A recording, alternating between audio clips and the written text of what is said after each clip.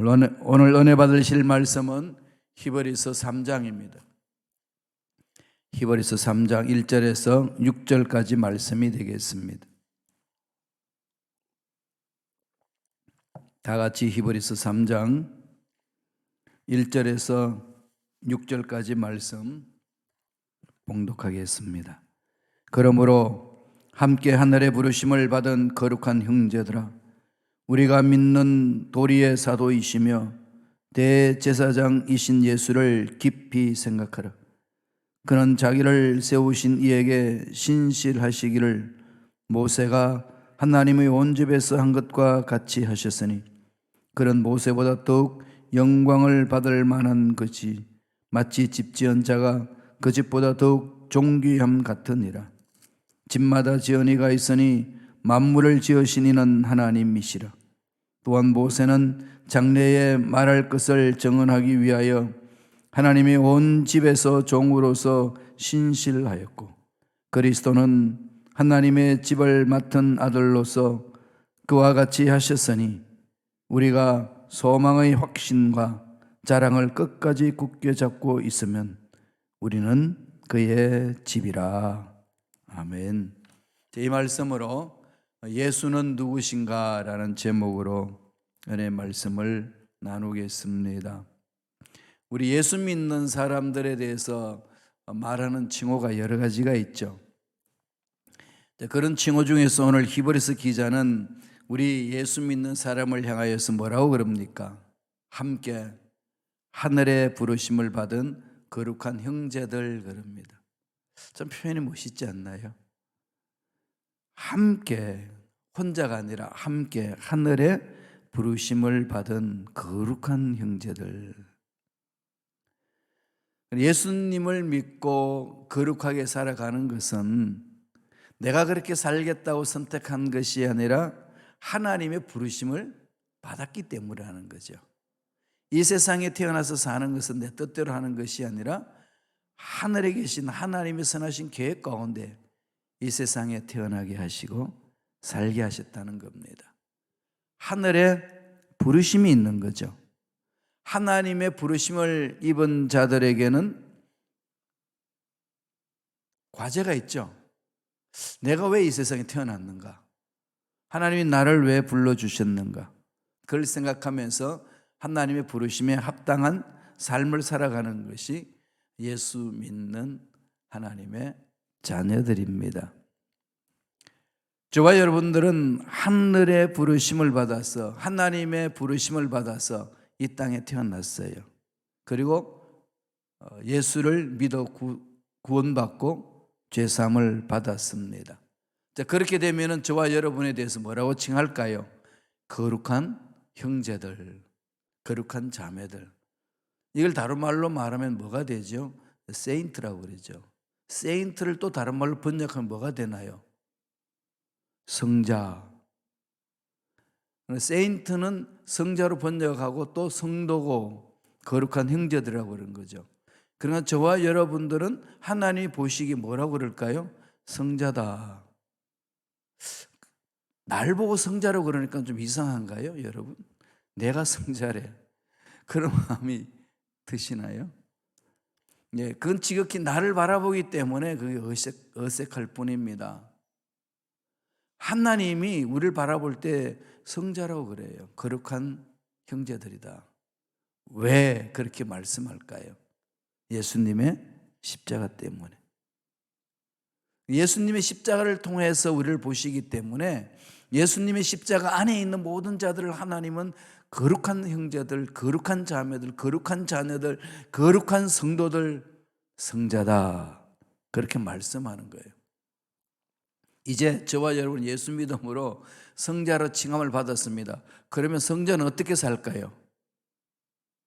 알아서 선택하셔야 되죠.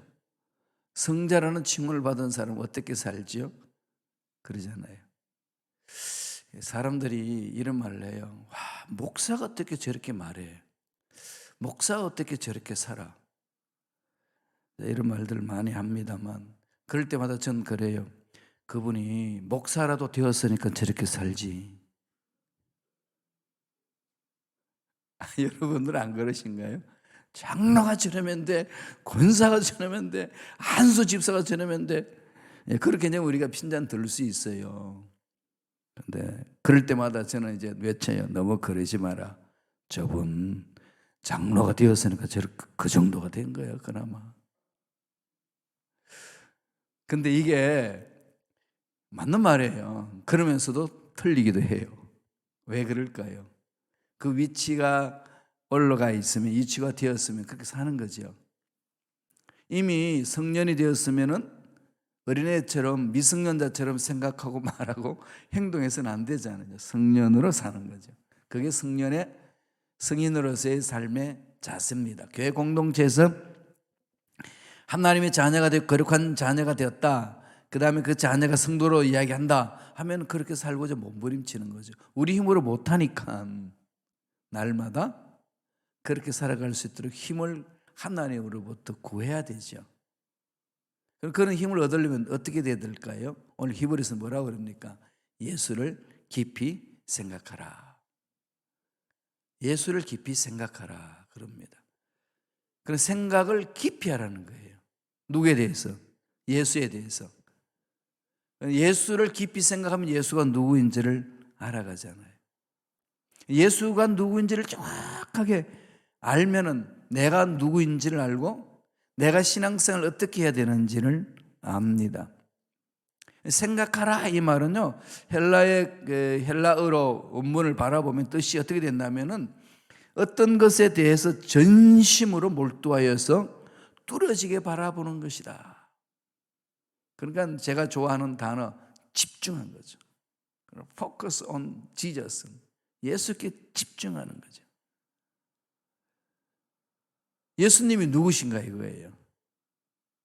물론 이제 삼위일체 하나님으로 성자 하나님, 이렇게 우리는 설명을 들어서 알 수 있는 거 아니겠어요? 그런데 오늘 본문에서는 세 가지로 구체적으로 이렇게 표현을 합니다. 첫째로, 믿는 도리의 사도이시며 대제사장이시다. 말씀을 보세요. 히브리 3장 1절 다 같이 한 목소리 읽어볼까요? 그러므로 함께 하늘의 부르심을 받은 거룩한 형제들아, 우리가 믿는 도리의 사도이시며 대제사장이신 예수를 깊이 생각하라. 믿는 도리의 사도, 대제사장. 사도, 이 말은 무슨 말일까요? 보내심을 받은 자. 이게 아포스톨로스, 이거 많이 들어보셨죠? 아포스톨로스. 헬라어로 아포스톨, 그리고 영어로 표현하잖아요. 그 뜻은 보냄을 받은 자. 누가 보냈을까요? 하나님 아버지가. 하나님 아버지로부터 보냄을 받아서 이 땅에 오셨어요. 왜 오셨을까요? 하나님이 시키는 일을 하기 위해서. 저와 여러분이 이 땅에 온 것은 하나님이 보내주셔서 오신 거죠. 물론 우리가 생물학적으로 봤을 때에 엄마 아빠의 사랑에 의해서 그렇게 우리는 결정체가 이루어지고 이 땅에 태어났지만은 그 모든 가정의 배후에는 하나님이 살아계셔서 그런 일을 하셨다, 이 결론 내리는 거죠. 그러면은 부모님으로부터 생명을 얻었지만 그 생명은 전적으로 하나님의 것이다, 하나님이 보내주셔서 오신 것이다. 그러면 해야 될 일은 하나님이 나를 보내신 목적이 무엇입니까? 물어보셔야 되겠죠. 내가 교회에 와서 예수를 믿고 신앙생활 하는데 여기에서 해야 될 일이 무엇입니까? 이걸 늘 물어봐야 되는 거잖아요. 잘 묻고 잘 찾아야 됩니다. 그렇지 않으면 바리새인들처럼 되어서 주님한테 책망 들을 수 있어요. 바리새인들은 하나님을 잘 섬기겠다고 회당에서 모이고 말씀을 연구한 사람들이잖아요. 그런데 왜 예수님께 책망을 들었을까요? 아버지의 마음을 모른다는 거죠. 아버지의 마음을 모르고 눈에 보이는 것에 의해서 자기 삶을 갖고 가는 사람들, 나는 거룩하다, 나는 저 세리들하고는 달라, 그러면서 자기의 행위, 자기의 업적, 자기의 공로를 주장합니다. 사실 우리가 주장할 게 뭐 있나요? 복음송에도 그러지 않나요?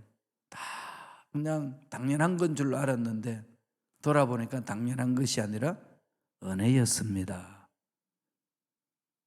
아침에 눈 뜨자마자 공기를 마실 수 있는 거, 물을 마실 수 있는 거, 햇볕을 볼 수 있는 거, 걸어 다닐 수 있는 거, 이게 다 이게 하나님의 은혜 속에서 이루어지는 거잖아요. 하나의 은혜 없이 될 수 있는 게 있나요?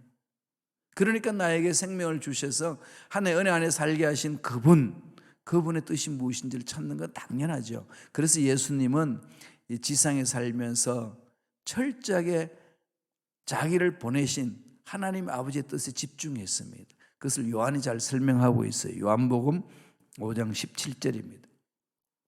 읽어볼까요? 예수께서 저에게 이르시되 내 아버지께서 이제까지 일하시니 나도 일한다 하시며, 예수님은 어디에 집중하고 있죠? 하나님께 집중하고 있는 거죠. 하나님께. 참 하나님은요, 참 마음을 너무 잘 알잖아요. 우리들 마음.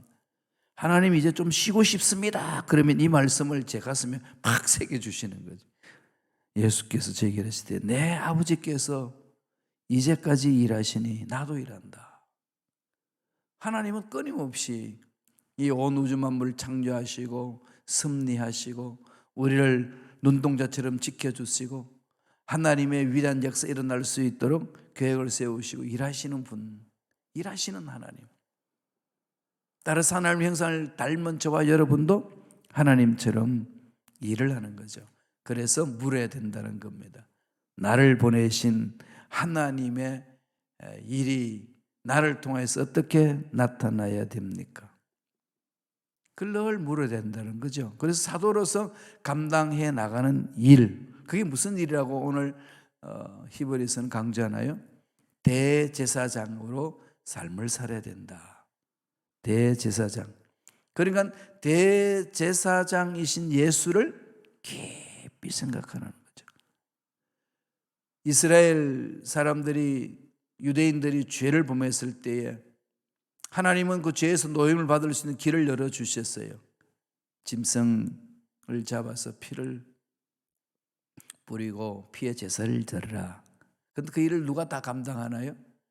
제사장이 감당하고, 그 중에서 지성소까지 들어가서 이 제사를 드리는 일을 하는 사람은 대제사장입니다. 제사장 중에서 선발된 한 사람. 그 일은 이스라엘 백성들이 전체의 죄를 다 속죄하기 위해서 지성소까지 들어가서 그 일을 합니다. 그러니까 대제사장은 이스라엘 전체를 살리느냐 죽이느냐 그 위에 섰잖아요. 그래서 오늘 성경은 뭐라고 얘기합니까? 예수님이 대제사장이다. 그러니까 그 예수님을 깊이 생각하라는 거죠. 예수님이 대제사장인데 제사를 드릴 뿐 아니라 속죄의 제사를 드리는 제물이 바로 본인이라는 거죠. 히브리서 9장 22절 보세요. 읽어볼까요? 율법을 따라 그의 모든 물건이 피로서 정결하게 되나니 피 흘림이 없은즉 사함이 없느니라. 속죄 제물인 양과 소 같은 그 짐승의 피를 흘리지 않고서는 죄사함이 없다. 그것은 피 그 자체에 생명이 있기 때문에 그랬을까요? 물론 피는 생명으로 이루어지지만 이것은 전적으로 속죄할 수 있는 능력은 어디서 오나요? 하나님이 명령하신 명령에 순종함으로 이런 거죠. 믿고 순종함으로. 피를 발라러 버렸으니까 순종해서 자유를 얻는 겁니다. 그러니까 구약에도 율법으로 순종하고 율법으로 제사를 드리지만 근본적으로 율법을 주신 하나님 마음에 순종하는 거죠. 그래서 행위가 아니고 율법을 지킴으로 되는 게 아니고 율법을 주신 아버지 마음에 순종하는 겁니다. 그렇게 하라고 그랬었으니까 하는 거다. 이렇게 나오는 거죠. 그래서 그 예수님을 깊이 생각하면 예수님이 하신 일들을 바라보는 거죠. 예수님은 본인이 제물이 되셔서 우리를 살려주셨다. 그 예수를 깊이 생각하면 나도 예수님을 닮고 싶습니다. 나도 하나님의 그 사랑과 능력과 은혜, 주님의 귀한 은총을 체험한 내가 주님처럼 남을 살리는 데 쓰임받는 일꾼 되고 싶습니다. 이런 마음이 이제 속에서 막 일어나잖아요. 그것은 예수님의 은혜를 처음 할 때만 그렇습니다. 하나님의 사랑을 처음 할 때만 그런 거죠. 아무리 우리가 이 험악한 세상 힘있게 살겠다고 결심결단해도 못 이겨내잖아요. 이유가 뭘까요? 약하니까, 힘이 없으니까. 힘이 없는 사람을 이겨내라고 아무리 채찍질하고 책망을 해도 감당 못합니다. 그럼 어떻게 해야 되나요? 감당할 수 있는 힘을 길러줘야 되는 거 아니겠어요? 감당할 수 있는 힘을 길러야 되는 거죠. 감당할 힘을 어디서 얻나요? 하늘로부터 내려온다. 그것은 하나님의 사랑을 깊이 체험하는 것이라고 말씀합니다. 모일 때마다 사랑을 체험하세요. 기도할 때마다 사랑을 체험하시고 말씀 읽을 때마다 하나님이 나를 얼마나 사랑하셨나, 하나님의 세상을 이처럼 사랑하사 독생자를 주셨으니 이는 저를 믿는 자마다 멸망치 않고 영생을 얻게 하려 하심이라. 이런 말씀을 자꾸 묵상하면서 나는 예수님의 십자가로 인해 살아났다. 죽은 자가 살아났다. 살려주신 그 사람에 대해서 감사할 수밖에 없지 않겠습니다. 우리의 일상의 삶에서도 그렇습니다. 영원히 저를 위해 죽었는데 살려주셨어요. 그분이 예수님이십니다. 이걸 마음에 깊이 새기면 그 은혜가 물밀듯이 찾아오는 거죠. 내 인생을 아름답게 갖고 갈 수 있도록 만들어주신 은혜가 있는 거 아니겠습니까? 두 번째로, 예수님은 어떤 분이라고 말씀하시나요? 하나님의 집을 맡은 아들이다. 히브리서 3장 6절 상반절 한번 읽어보세요. 다 같이 읽겠습니다. 그리스도는 하나님의 집을 맡은 아들로서 그와 같이 하셨으니. 하나님의 집을 맡은 아들, 하나님의 집이 뭐죠? 하나님의 집이 어떤 집인가요? 그 집은 지어놓긴 하나님 집이다 그러면 하나님의 집인가요? 이런 하나님의 집이다 그러면 하나님의 집에 대해 설명했으면 성경에서 말씀하시겠지요. 3장 2절 보세요. 히브리서 3장 2절 다 같이 읽겠습니다. 그는 자기를 세우신 이에게 신실하시기를 모세가 하나님의 온 집에서 한 것과 같이 하셨으니. 여기에서 말씀하고 있는 구약시대의 하나님의 집은 뭐라고 결론 내려주나요? 이스라엘의 백성들이다. 이스라엘의 백성들은 어떤 사람들이죠? 하나님으로부터 부르심을 받아서 모여있는 그 무리들이잖아요. 그들을 하나님의 집이다. 하나님의 집으로서 하나님이 주인이 되시고 하나님의 권속으로서 하나님과 더불어 살아가고 하나님의 가족이 됩니다. 하나님과 가족이 된다면 하나님은 거룩한 분이기 때문에 죄를 미워하게 되고 죄를 끊어버리게 되고 거룩한 삶을 살아가는 겁니다. 이 일을 하나님이 모세에게 구약시대에 맡기셨어요. 그래서 애굽에 있는 사람들을 끄집어냈습니다. 끄집어낸 이유는 뭘까요? 하나님을 경외하고 하나님을 섬기라고, 예배드리라고 끄집어냈습니다. 곧 그것은 오늘날 예수를 통하여서 죄악 가운데 있는 우리들을 끄집어냈어요. 어디로? 거룩한 곳으로, 하나님의 집으로. 그러면은 그 속에서 하나님이 원하시는 삶을 사는 자가 되었기 때문에 그렇게 살아야 된다는 거죠. 이런 일에 모세가 충성 다하여 신실하게 일꾼을 감당했다. 그래서 모세를 보는 거죠. 모세 말씀을 받아서 모세 오기를 토라 그러지 않나요? 그 말씀에서 모든 신앙의 기본적인 것들을 만듭니다. 유대인들에게 최고의 그 지도자가 모세였는데 그 모세보다도 더 위대하신 분이 메시아로 오신 예수님이시다. 그분은 모세가 이스라엘 백성들을 이끌어 가신 것처럼 예수 그리스도가 메시아가 되어서 우리들을 하나님의 집으로 이끌어 오시고 그 속에서 거룩한 삶을 살게 하신다. 그 예수를 집중하라. 그렇게 말씀합니다. 그러므로 하나님의 집에 모인, 오늘날 말하면 예수 그리스도를 믿어 구원받은 사람들이 모여있는 공동체, 교회 공동체에서 해야 될 일은 날마다 예수 그리스도를 바라보고 예수님이 행하신 것을 마음판에 묵상하고 예수님께 집중하는 삶을 살아야 된다. 그렇게 말씀하는 겁니다. 무엇을 해도, 교회에서 봉사해도, 청소해도, 음식을 만들어도, 모여도 늘 예수께 집중해야 된다는 거지요. 그래서 3장 4절에 이렇게 말씀합니다. 다 같이 읽겠습니다. 집마다 지은 이가 있으니 만물을 지으신 이는 하나님이시라. 하나님이 예수님을 보내셔서 믿는 자마다 구원받게 하시고, 그래서 하나님 집을 만드시는 거죠. 그 하나님 집을 오늘날로 다른 말로 표현하면 뭐라고 말할까요? 교회 공동체. 교회 공동체입니다. 그래서 교회 공동체는 그런 신비가 있어요. 눈에 보이지 않는 하나님이 운행하시고 만져주시고 위로하여 주시고 세워주시고, 세상에 절망을 느낀 사람들을 하나님 바라볼 때 일어설 수 있도록 소망을 갖게 하신다는 것. 그런 놀라운 신비가 교회 공동체 있잖아요. 이걸 체험하셔야 돼요. 체험하는 겁니다. 그럴 때에 세상 사람들이 감당하지 못한 일들을 감당하는 거죠. 도저히 세상에서 맛볼 수 없는 은혜를 이 교회 공동체에서 맛보는 겁니다. 이런 것을 맛보지 못하도록 악한 영들은 이 모양 저 모양으로 우리의 틈을 타고 들어와 가지고 괴롭힙니다. 늘 제가 말씀드리지만, 그러므로 신앙생활은 영적 전쟁이다. 한순간도 틈을 주면 안 됩니다. 한순간도 틈을 주면 마귀는 파고 들어와 가지고 뒤흔들어 버려요. 막 속이 상하고 짜증이 나고 그냥 사람 만나고 싶지도 않고, 그리고 그 사람 보면 계속 정죄하고 싶고, 그럼 그렇게 되면 어디까지 가는 줄 압니까? 머리 스타일까지도 싫어하더라고요. 왜 저런 걸 해와가지고 그냥 별게 그냥 다 짜증이 나는 거예요.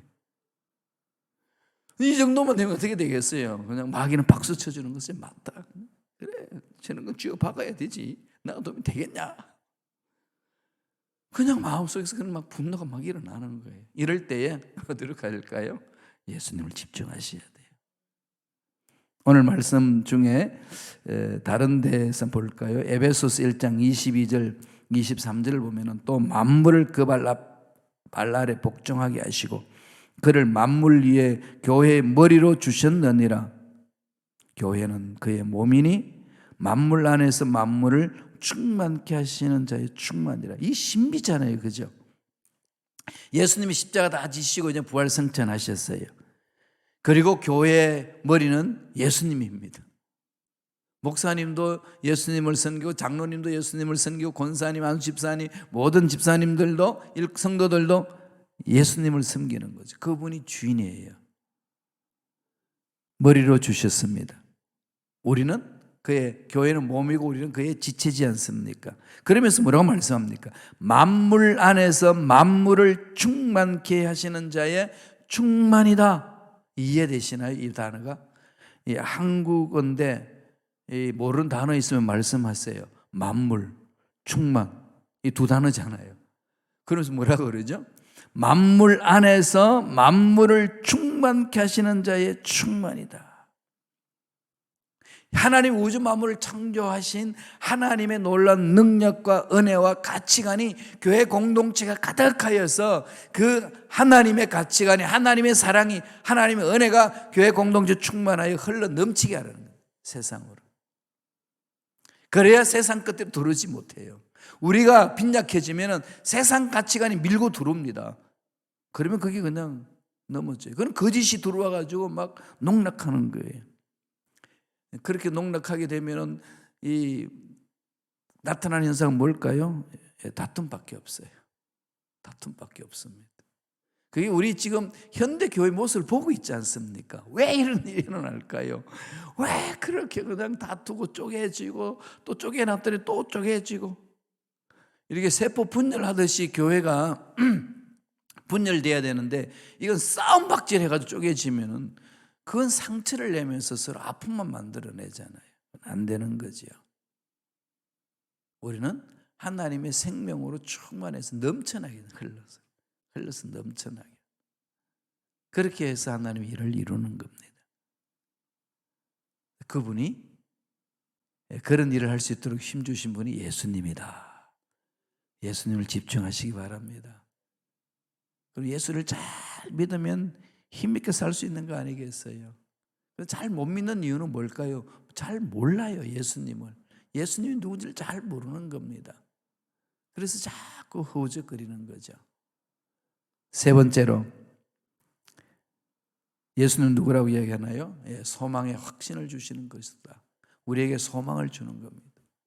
세상이 아무리 힘들고 어려워도요, 소망이 있는 사람은 이겨낼 수 있습니다. 그렇잖아요.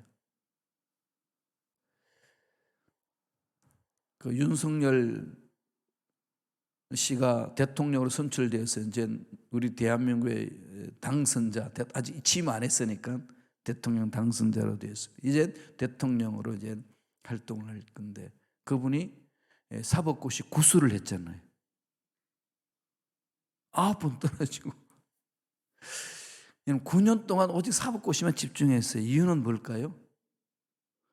사법고시 합격하면 판사나 검사나 변호사 된다. 소망이 있으니까 달려드는 거 아니겠어요? 나는 100날 해봐야 안 된다. 그리고 9년 시간 바치겠어요? 아닙니다. 어떤 일에 대한 소망이 있을 때에 그 시간에 투자할 수 있는 거죠. 소망이 있을 때만 가능합니다. 예수님이 내 인생의 소망이고, 예수님이 내 삶의 주인이시고, 예수님이 내 인생 끝날 때에 나를 바라보시고 칭찬하실 것이라는 소망이 있으면 그분의 음성을 듣고 순종하고자 하는 몸부림이 있는 거죠.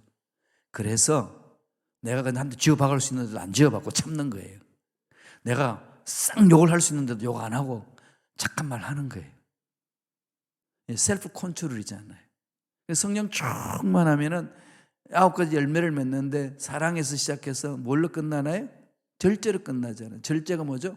셀프 컨트롤. 스스로 이제 컨트롤할 수 있는 힘이 있어요. 성숙한 자는 스스로 이렇게 컨트롤할 수 있는 힘이 생기는 거죠. 독일에 있을 때, 거기 독일에 그 1.5세가 그러더라고요. 목사님, 신학하는, 티빙겐 대학에 신학하는 그 목사님 아들인데, 저는 셀프 컨트롤을 이렇게 해나간 데 있어서 친구들 담배 다 피우는데 저는 담배 안 피우고요, 1년에 딱 한 번만 피웁니다.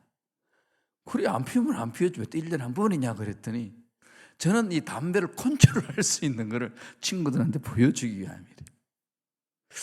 그 새로운 도전을 한다 그래서 참 웃었습니다.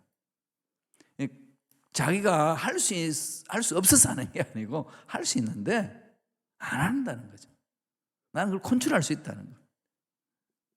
성숙한 자만 할 수 있는 거 아니겠어요? 이런 소망, 이런 힘, 이런 능력 누가 주시나요? 예수님. 소망의 확신을 주시는 그리스도. 그분께 집중하는 거 아니겠습니까? 히브리서 3장 6절입니다. 다 같이 읽겠습니다. 그리스도는 하나님의 집을 맡은 아들로서 그와 같이 하셨으니 우리가 소망의 확신과 자랑을 끝까지 굳게 잡고 있으면 우리는 그의 집이라. 소망의 확신, 이 확신은 우리 힘으로 얻지 못합니다. 하나님이 주셔야 돼요. 예수님의 십자가를 통해서 우리는 얻을 수가 있습니다. 그러므로 십자가를 바라보면서 소망이 넘쳐나니까 절망 상황에서도 소망이 있는 거예요. 나의 소망의 근거는 살아계신 예수님이시다. 부활의 생명을 가지신 예수님입니다. 외치면서 가는 겁니다. 그래서 시편 기자 42편 11절에 이렇게 이야기합니다. 다 같이 읽겠습니다. 내 영혼아, 내가 어찌하여 낙심하며 어찌하여 내 속에서 불안해하는가? 너는 하나님께 소망을 두라. 나는 그가 나타나 도우심으로 말미암아 내 하나님을 여전히 찬송하리로다. 아무리 힘들고 어렵고 절망적인 상황이 있단다 할지라도 하나님을 바라보며 예수님의 십자가에서 승리케 하신 그 주님의 부활의 생명을 바라본다면 낙망할 이유가 없다는 거죠. 낙심할 이유가 없다는 겁니다. 일어설 수 있는 힘이 생긴다는 거예요. 고난주간에 주님의 십자가의 고난을 깊이 묵상합시다. 그러면 그분이 가신 그 길이 소망이 됩니다. 아, 나의 모든 고난을 짊어지고 가셨구나. 시편 71편 5절을 보실까요? 다 같이 읽습니다. 주 야훼여, 주는 나의 소망이시요 내가 어릴 때부터 신뢰한 이시라. 십자가에서 돌아가신 주님이 우리에게 그 일을 감당해 주셨어요. 그래서 소망을 가지고 계셨습니다. 죄에서 다 청산하고 절망에서 벗어나게 하고, 아무리 힘든 일이 꼬른 일이 있단다 할지라도 주님의 십자가를 바라보면 주님이 이루어주신 그 은혜, 소망이 넘쳐난다는 겁니다. 이 소망으로 힘있게 살아내는 저와 여러분 되시길 간절히 축원합니다. 기도하겠습니다. 하나님, 감사와 찬양을 드립니다. 고난주간에 예수님을 깊이 생각하라는 주제 속에서 예수님을 깊이 생각하고 주님이 어떤 분인지를 말씀을 통하여서 깨닫게 하시고 그 은혜를 마음속 깊이 새길 수 있도록 축복해 주신 하나님의 사랑에 감사와 찬양을 드리옵나이다. 우리의 생각을 고쳐주시고 우리의 말을 고쳐주시고 우리의 삶을 고쳐주셔서 하나님이 보시기에 하나님이 원하시는 그 멋진 삶을 살아내는 우리 모두 되게 역사하여 주시옵소서. 예수님의 십자가로 인하여서 살 소망이 넘쳐나는 믿음의 일꾼들에게 축복하여 주옵소서. 감사하고 은혜에 감격하여 하나님 앞에 예물을 드립니다. 예물 드린 손길 기억해 주시고 소원 이루어 주시며 은혜의 은혜로 역사하여 주시옵소서. 감사와 찬양을 드리오며 예수님 이름으로 축복하며 기도드리옵나이다. 아멘.